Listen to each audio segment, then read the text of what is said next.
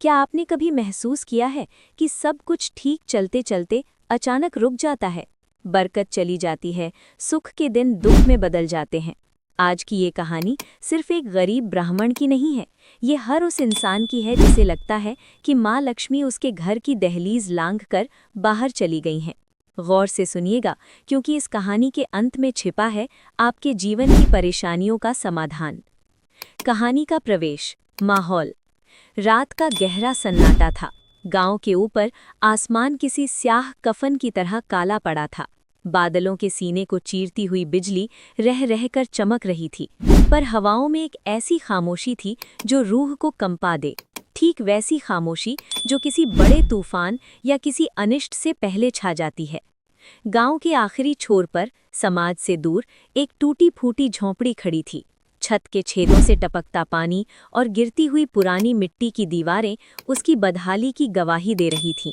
और उस अंधेरे के बीच एक पुराना, टिमटिमाती लौ वाला दीपक जल रहा था, जो बुझने की आखिरी कोशिश कर रहा था। उस झोंपड़ी में रहता था एक ब्राह्मण। कभी उसका नाम सम्मान से लिया जाता था, पर अब समय के चक्र ने उसे बेनाम कर दिया था। अब लोग उसे बस इतना कहते थे, वही अभागा जिस पर से माँ की कृपा उठ गई है। ब्राह्मण अपनी सूखी आंखों से उस टपकती छत को देख रहा था। पास ही उसकी बीमार पत्नी पड़ी थी और बच्चे भूखे पेट नींद से लड़ रहे थे। दीपक की लौ कभी तेज होती, कभी धीमी, जैसे वो भी ब्राह्मण से सवाल कर रही हो, कब तक, आखिर कब तक ये इम्तिहान चलेगा। Emotional turning point. ब्राह्मण भारी कदमों से उठकर दरवाजे पर आया। उसने बाहर की कड़वी हवा में एक गहरी सांस ली। उसे ऐसा महसूस हुआ जैसे आज उसके घर की हवा बदल गई है, जैसे कोई बहुत कीमती चीज आज उसकी चौखट छोड़कर चली गई हो। उसकी आवाज कांपी और होठों से निकला, आज आज सच में मेरे घर से माँ विदा हो गई हैं। उसके दिल में एक अजीब सा खालीपन था। उसे याद आने लगा वो समय जब इसी घर में सुबह की पहली किरण के साथ माँ लक्ष्मी की आरती गूंजती थी। जब उसकी पत्नी पीतल के बर्तनों को चमकाती थी तो ऐसा लगता था जैसे साक्षात सोना चमक रहा हो। घर में अन्न के भंडार भरे थे और मन में शांति। पर आज सिर्फ अंधेरा और टीस थी। साधु का आगमन। रहस्य। ब्राह्मण घुटनों के बल जमीन पर बैठ गया और अपनी नम आंखों से आसमान की तरफ देखकर चिल्लाया, हे माँ, आखिर मुझसे क्या भूल हुई? मेरी भक्ति में कहाँ कमी रह गई कि आपने इस दास का घर छोड़ दिया? तभी हवा का एक झोंका आया, दीपक की लौ अंतिम बार तेज हुई और फिर शांत हो गई।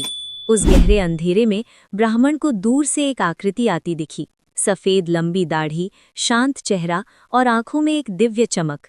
एक साधु जो अंधेरे में प्रकाश के पुंज की तरह लग रहे थे। साधु के कदम इतने हल्के थे जैसे वो जमीन पर नहीं, ब्राह्मण के दुखों के ऊपर चल रहे हों। ब्राह्मण ने अपने कांपते हाथों से उनके चरण स्पर्श किए और रोते हुए पूछा, महाराज, क्या माँ लक्ष्मी हमेशा के लिए मुझे छोड़ गई?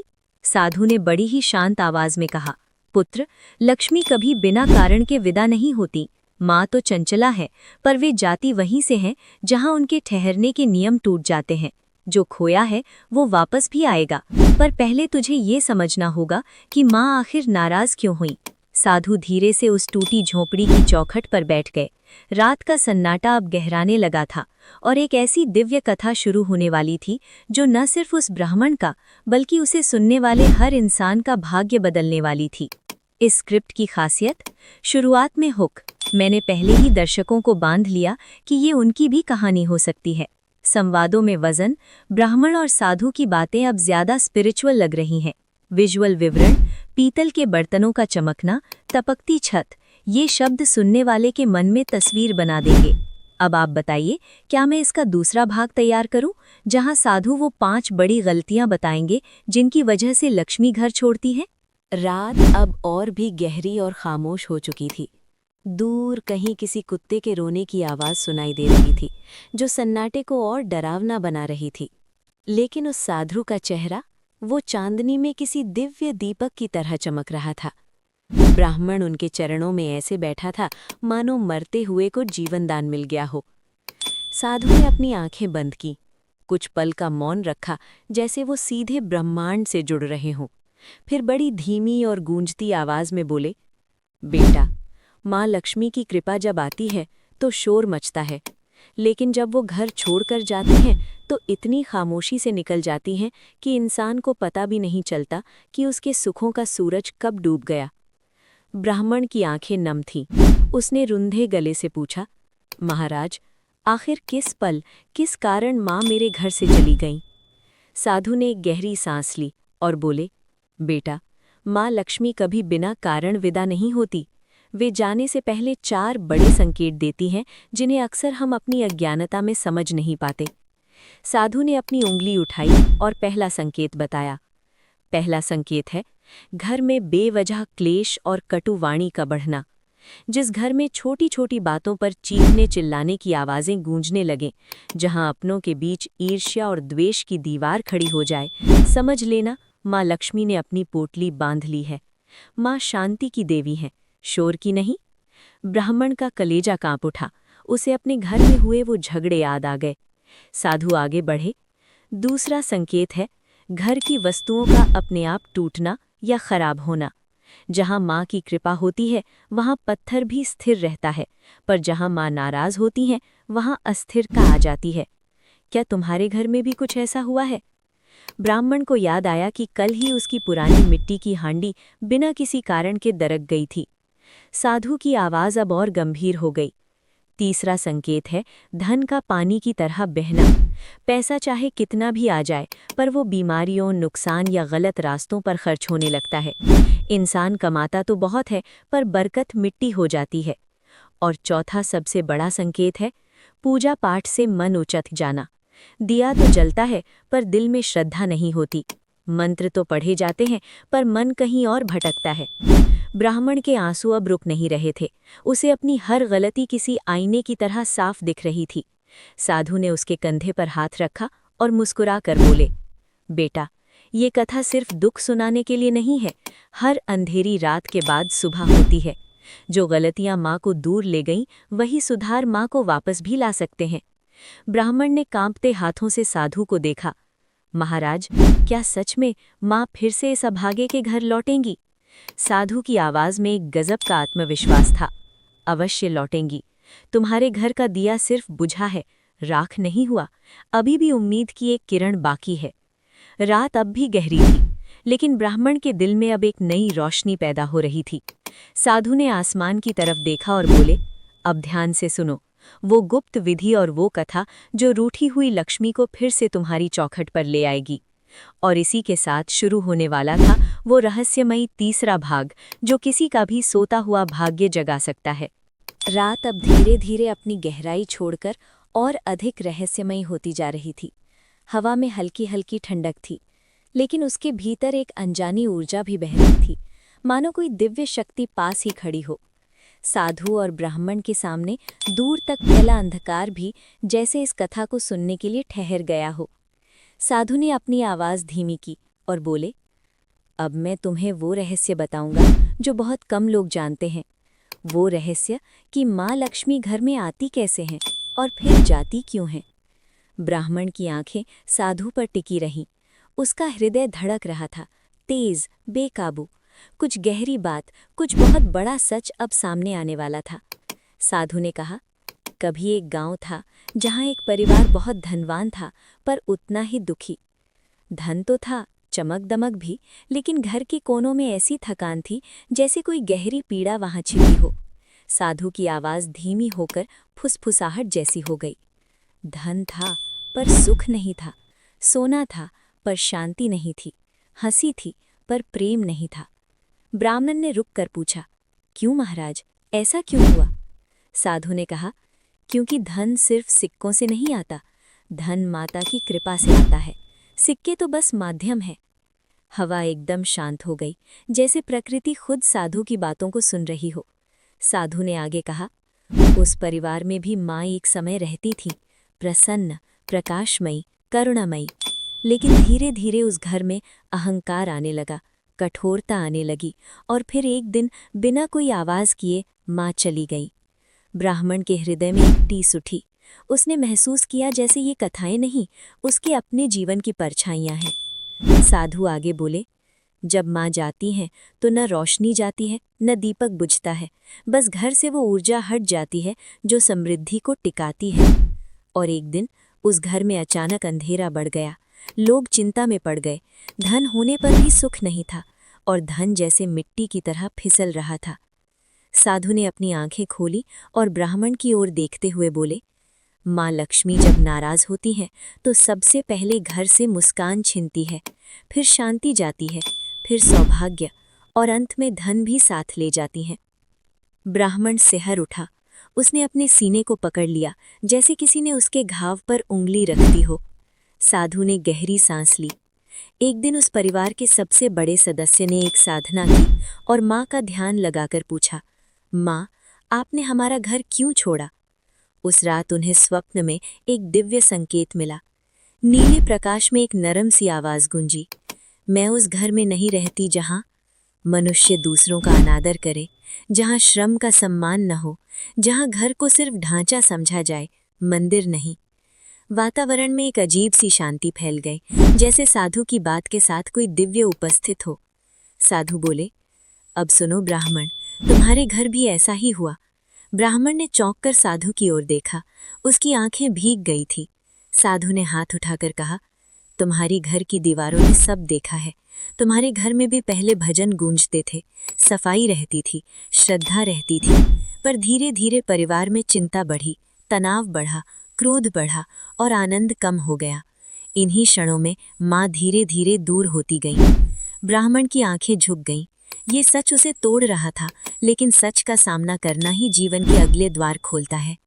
साधु बोले, और फिर एक दिन माँ तुम्हारे घर से बिना आवाज किए चल पड़ी। तुमने महसूस किया होगा वो अचानक वाली खामोशी, वो अचानक वाली थकान, वो अचानक वाला डर जो घर में फैल गया था। ब्राह्मण ने कांपते हुए कहा, हाँ महाराज, वो दिन आज भी याद है। साधु ने शांत भाव से कहा, लेकिन सुनो, माँ वापस आना चाहती हैं, पर तुम्हें उस दरवाजे को फिर से खोलना होगा जो तुमने ही अनजाने में बंद कर दिया। हवा एकदम थम गई। साधु ने अपने कमंडल से थोड़ा पानी छिड़का और बोले, अब मैं तुम्हें वो कथा सुनाऊंगा जिसमें माँ ने स्वयं बताया कि वो किस तरह लौटती हैं, कौन से गुण उन्हें आकर्षित करते हैं, कौन सा दीपक उन्हें पुकारता है और कौन से कर्म उन्हें रोक कर रखते हैं। ब्राह्मण का चेहरा आशा से चमक उठा। उसकी आंखों में एक नया उजाला आ गया, जैसे किसी ने उसकी खोई हुई दिशा लौटा दी हो।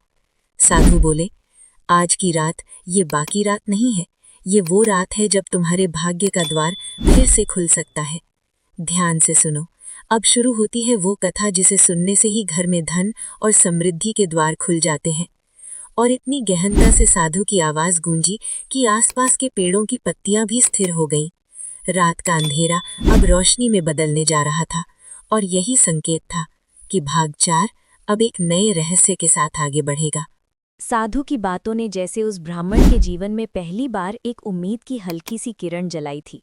लंबे समय से वो अंधेरे में चल रहा था और उसे ये भी नहीं पता था कि वो किस दिशा में जा रहा था।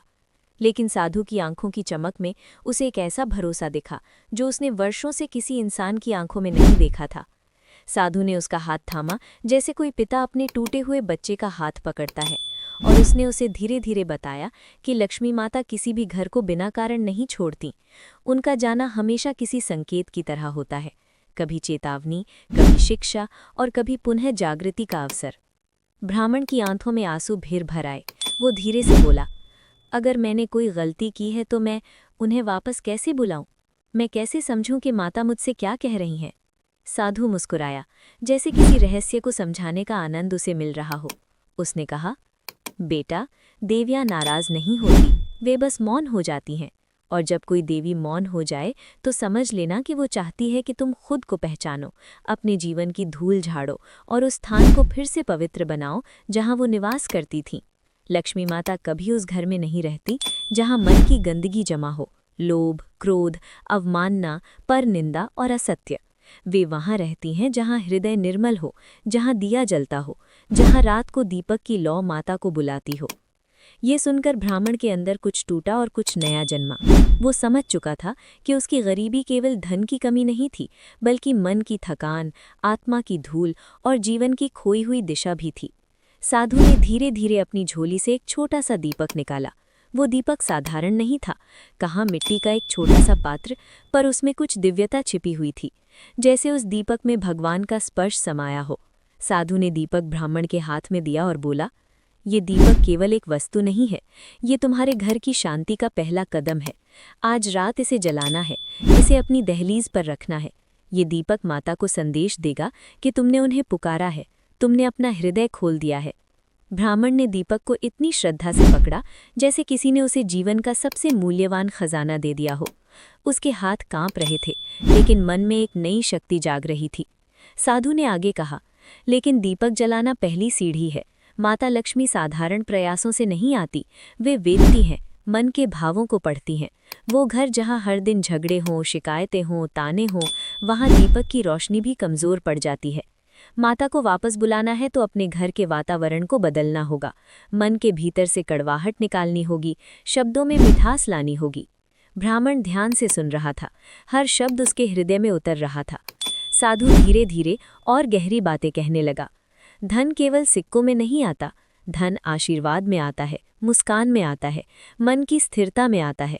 जब मन स्थिर हो जाए तो देवी के कदम अपने आप सुनाई देने लगते हैं। लोग सोचते हैं कि लक्ष्मी केवल सोने का भंडार लेकर आती हैं, लेकिन वे पहले मन को समृद्ध करती हैं, और जब मन समृद्ध हो जाए, जीवन अपने आप समृद्ध हो जाता है। वो थोड़ा रुका, फिर गंभीर स्वर में बोला, लक्ष्मी माता किसी भी घर में तभी आती हैं जहाँ वहाँ सम्मान हो, स्त्री का सम्मान, भोजन का सम्मान और समय का सम्मान। जो घर इन 3 बातों को भूल जाता है, वहाँ माता के चरण धीरे धीरे दूर चले जाते हैं। तुम्हारे घर में भी यही हुआ था। ब्राह्मण का सिर झुक गया, जैसे किसी ने उसके जीवन की पूरी कहानी खोल दी हो। साधु ने बिना उसके कहे सब समझ लिया था, लेकिन साधु ने राहत की सांस देते हुए कहा, यहाँ तक पहुँचना तुम्हारी गलती नहीं थी। कभी कभी मनुष्य अपने संघर्षों में इतना उलझ जाता है कि उसे पता ही नहीं चलता कि वो भीतर से कितना गरीब हो गया है। तुमने आज ये स्वीकार किया, यही सबसे बड़ा परिवर्तन है। देवी को मन का ये झुकाव सबसे प्रिय है। इसके बाद साधु ने उसे 3 बातें समझाईं। पहली, हर शाम दीपक जलाना और माता को याद करना। दूसरी, हर सुबह घर में मिठास से बोलना, किसी से भी कटु शब्द न कहना। तीसरी, हर शुक्रवार को एक छोटा सा पूजा स्थान साफ करके तैयार रखना। साधु ने कहा, तुम इन नियमों को अपना लो, बेटी जैसी लक्ष्मी तुम्हारे घर वापस आ जाएंगी। वे लौटने के लिए ही संकेत दे रही हैं, बस रास्ता साफ होना चाहिए। ब्राह्मण की आंखों में विश्वास, समर्पण और एक हल्की सी चमक लौट आई थी। उसकी आत्मा जैसे वर्षों बाद जागी थी। जब साधु ने प्रस्थान किया तो ब्राह्मण ने महसूस किया कि अब वो अकेला नहीं है। वो दीपक उसकी हथेली में नहीं, उसके भीतर जल उठा था। वो दीपक एक संकेत था, अंधकार तोड़ने का, माता को बुलाने का, अपनी जीवन को बदलने का।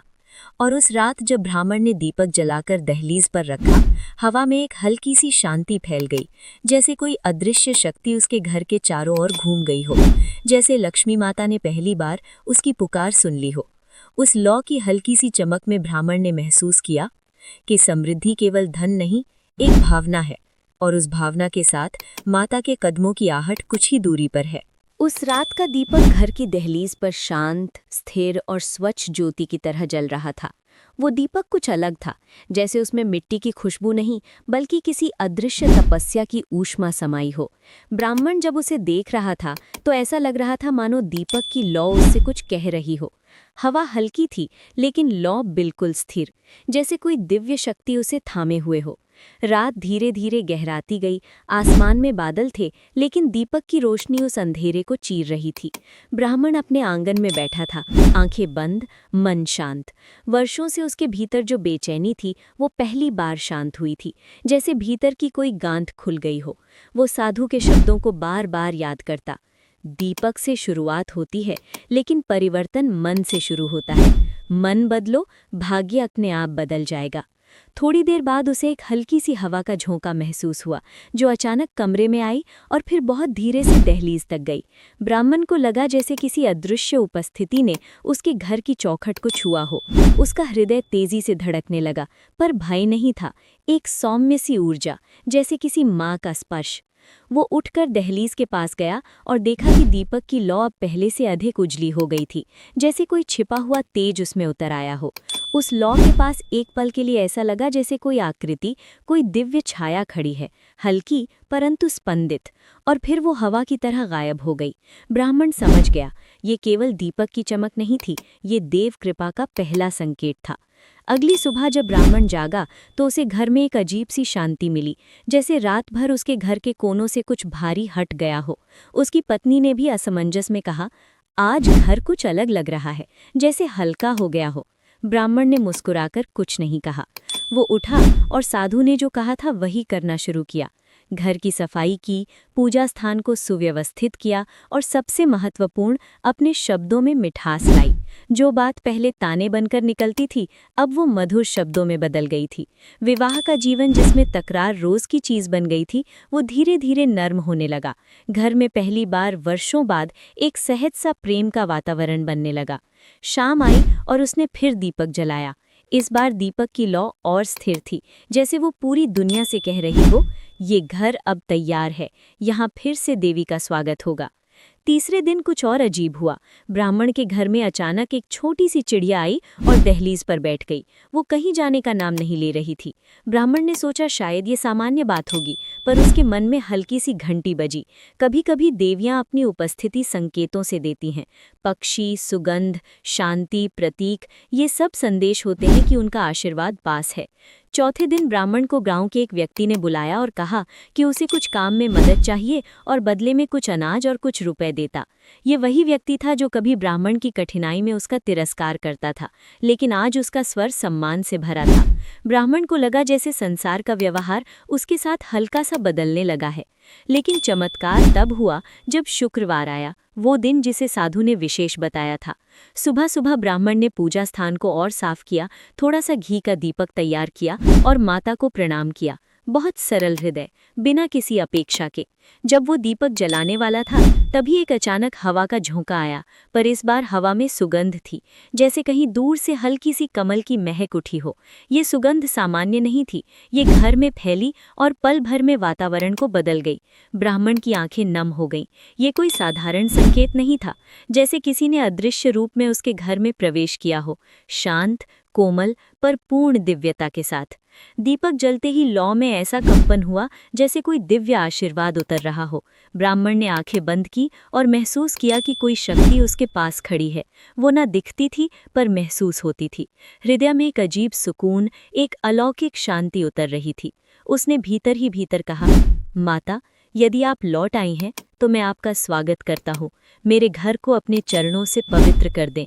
घर में उस दिन एक सकारात्मक ऊर्जा थी जो शब्दों में नहीं बताई जा सकती। घर के वातावरण में हलचल नहीं बल्कि स्थिरता थी, जैसे कोई दिव्य उपस्थिति वहां ठहर गई हो।